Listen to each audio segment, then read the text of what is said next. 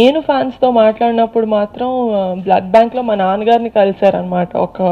ఒక 10-20 ఫ్యాన్స్ అలా మా నాన్నగారిని కలిశారు. అప్పుడు మా నాన్న ఫోన్ చేసి నాకు స్పీకర్లో పెట్టారు ఫ్యాన్స్తో మాట్లాడేది.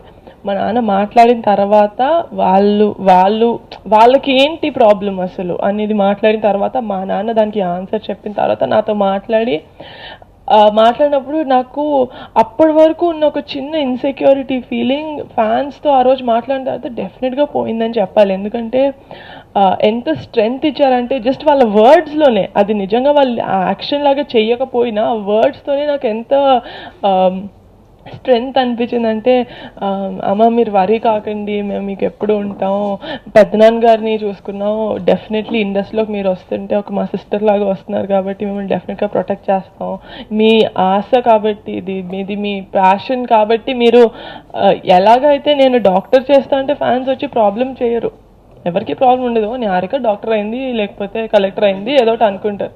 వాళ్ళు ప్రెషర్ కాదండి, బేసిక్లీ కొంచెం భయపడరనే చెప్పాలి. ఎందుకంటే మీకు నాకు తెలియంది కాదు, ఇండస్ట్రీలో ఒక గ్లామర్ ఫీల్డ్లో హీరోయిన్ అనే వ్యక్తిని ఎలా చూస్తారో ఇట్స్ నాట్ కొత్త ఏం కాదు, మనకు తెలిసిందే.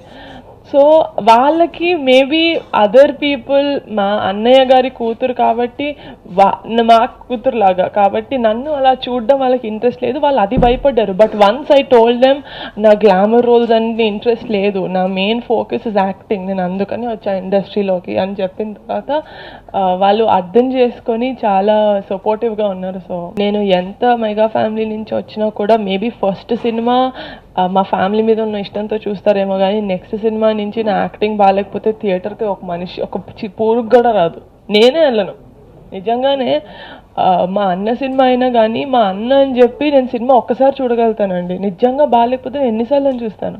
సో డెఫినెట్లీ ఆడియన్స్ కూడా ఓకే మన అమ్మాయి అని అన్నిసార్లు చూడరు, నిజంగా నా టాలెంట్ నేను ప్రూవ్ చేసుకోగలితేనే వాళ్ళని థియేటర్ దాకా రమ్మంటారు.